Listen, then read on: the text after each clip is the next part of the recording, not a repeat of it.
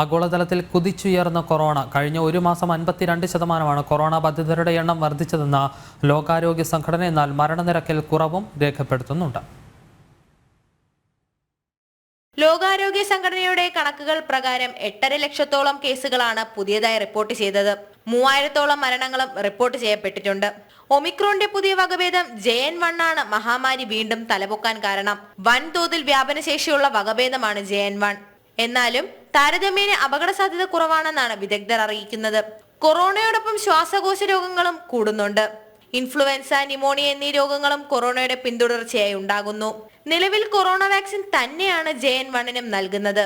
അവധിക്കാലമായതിനാൽ ആൾക്കൂട്ടം വർദ്ധിക്കുന്നതും രോഗസാധ്യതാ നിരക്ക് കൂട്ടുന്നുണ്ട് എന്നാണ് ലോകാരോഗ്യ സംഘടനയുടെ മുന്നറിയിപ്പ്. മുൻകാലങ്ങളിൽ വ്യത്യസ്തമായി 2 ഡോസ് വാക്സിൻ സ്വീകരിച്ചവരാണ് ഭൂരിപക്ഷവും.